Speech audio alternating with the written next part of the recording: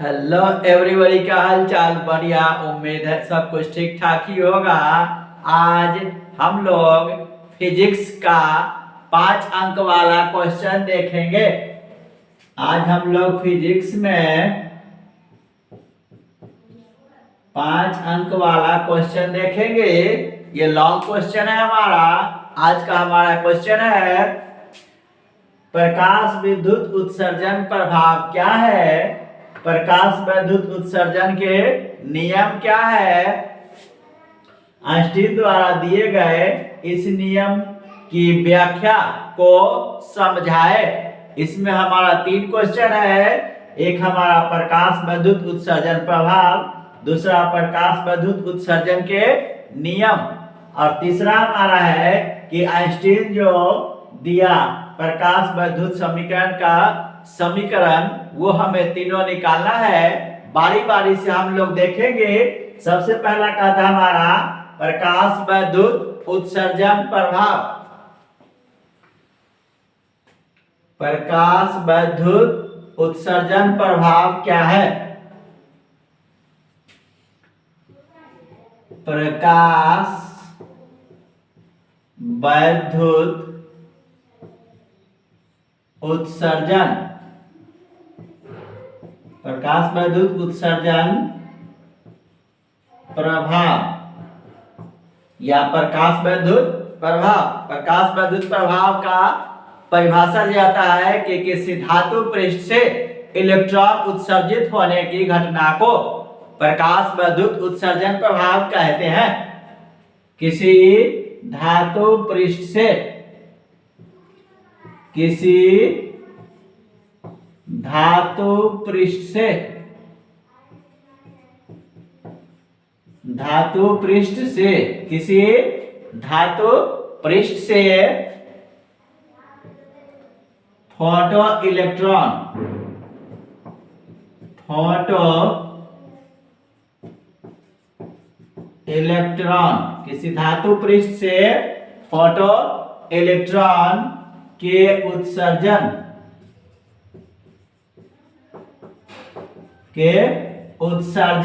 की घटना को, उत्सर्जन की घटना को प्रकाश विद्युत उत्सर्जन, प्रकाश विद्युत उत्सर्जन प्रभाव कहते हैं। ये हमारा क्या है? प्रकाश विद्युत उत्सर्जन प्रभाव है, या प्रकाश विद्युत उत्सर्जन प्रभाव क्या है? अब हमारा कह रहा है प्रकाश विद्युत उत्सर्जन के नियम। प्रकाश विद्युत उत्सर्जन के नियम हमारा कुछ कहता है कि प्रकाश विद्युत उत्सर्जन के कुछ नियम है। तो पहला नियम हमारा कहता है कि फोटो इलेक्ट्रॉन के उत्सर्जन की दर, फोटो इलेक्ट्रॉन के उत्सर्जन की दर धातु पर आपतित प्रकाश की तीव्रता के समानुपाती होती है। पहला क्या कहता हमारा? फोटो इलेक्ट्रॉन के, फोटो इलेक्ट्रॉन, फोटो इलेक्ट्रॉन के उत्सर्जन, फोटो इलेक्ट्रॉन के उत्सर्जन की दर धातु पृष्ठ पर, धातु पृष्ठ पर आपतित प्रकाश, आपतित प्रकाश की तीव्रता के समानुपाती, समानुपाती होती है। प्रकाश की तीव्रता के समानुपाती होती है। दूसरा नंबर हमारा कहता है कि फोटो इलेक्ट्रॉन की महत्तम गतिज ऊर्जा, फोटो इलेक्ट्रॉन की महत्तम गतिज ऊर्जा तीव्रता पर निर्भर नहीं करती है। फोटो इलेक्ट्रॉन की महत्तम गतिज ऊर्जा, फोटो इलेक्ट्रॉन की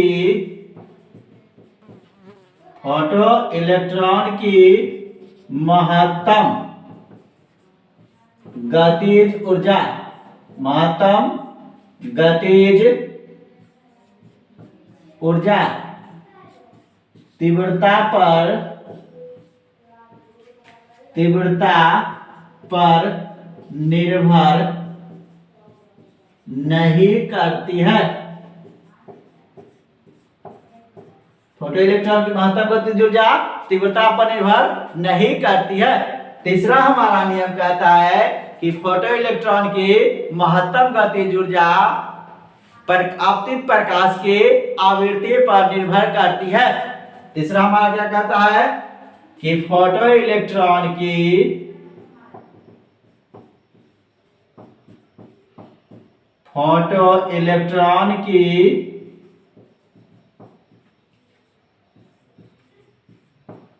महत्तम गतिज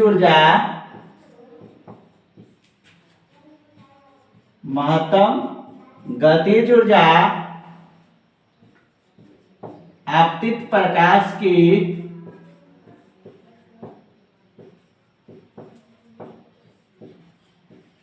आवृत्ति, आपतित प्रकाश की आवृत्ति के समानुपाती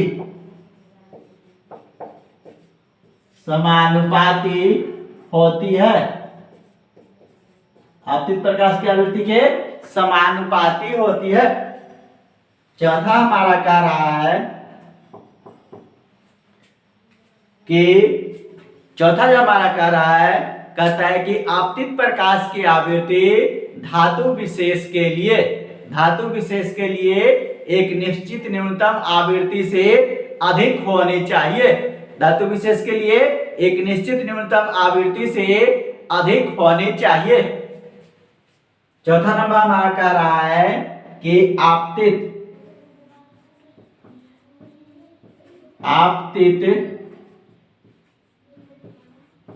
प्रकाश की आवृत्ति धातु विशेष के लिए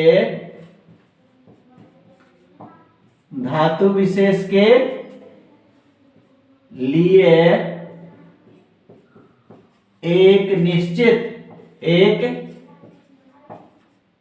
निश्चित न्यूनतम आवृत्ति,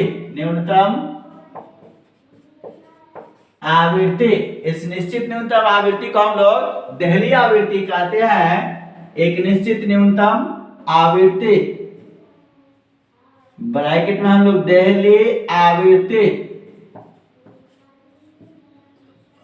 से अधिक होनी चाहिए,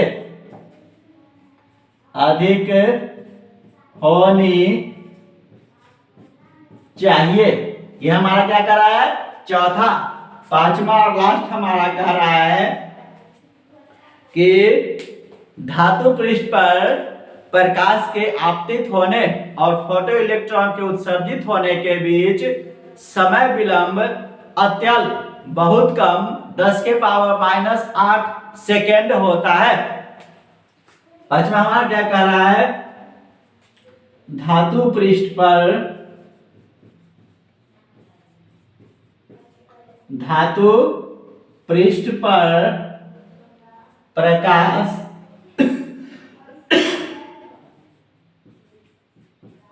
प्रकाश आपतित होने और फोटो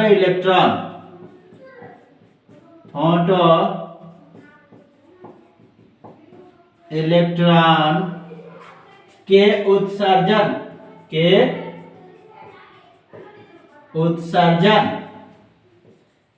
के बीच समय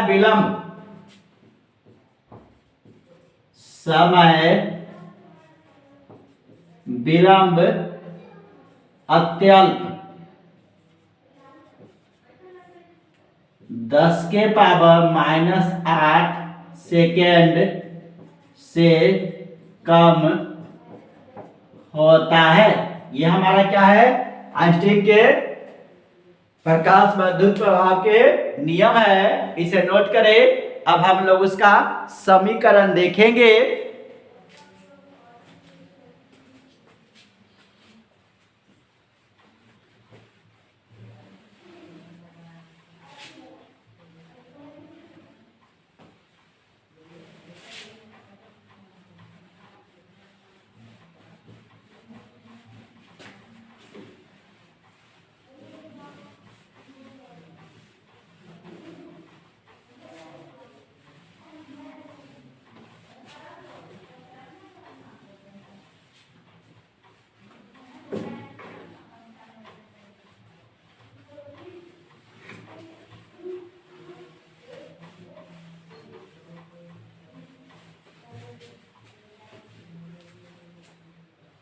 तो हम लोग क्या देखेंगे, आइंस्टीन का प्रकाश विद्युत समीकरण। आइंस्टाइन का प्रकाश विद्युत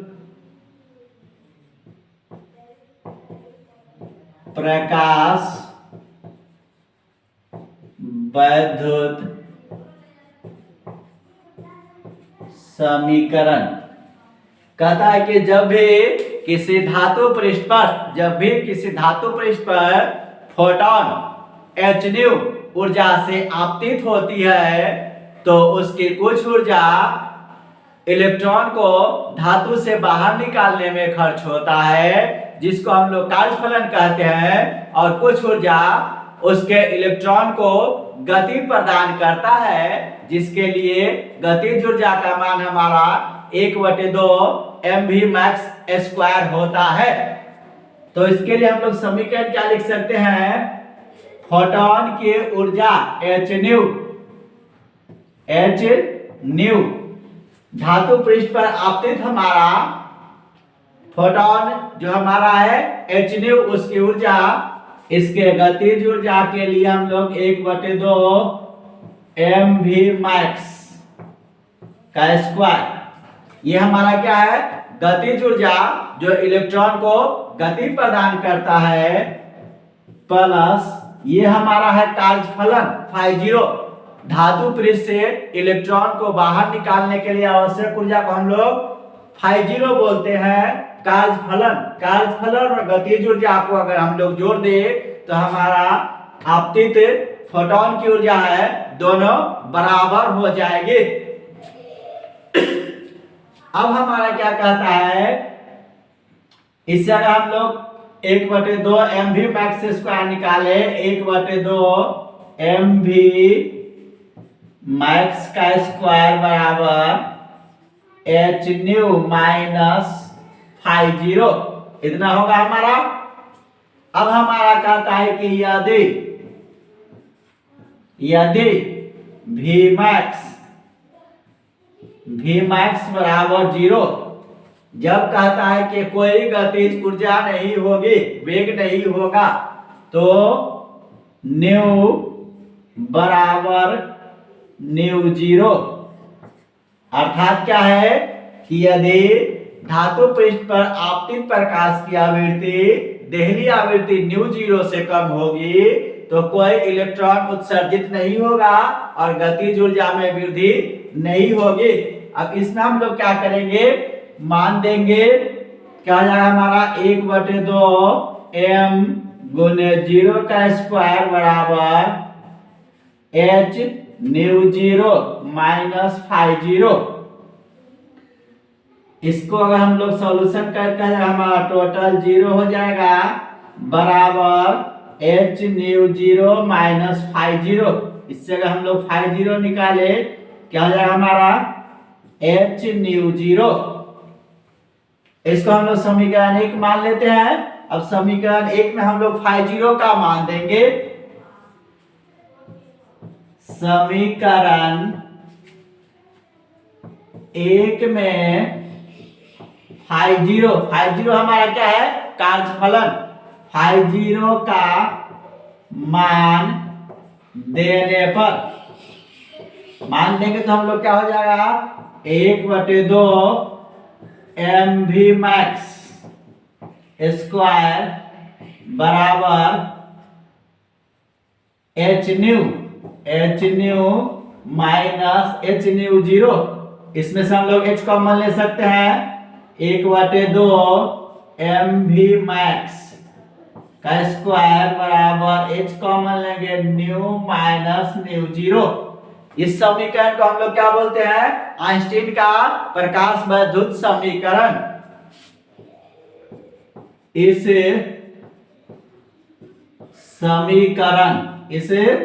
समीकरण को आइंस्टाइन का प्रकाश वैद्युत समीकरण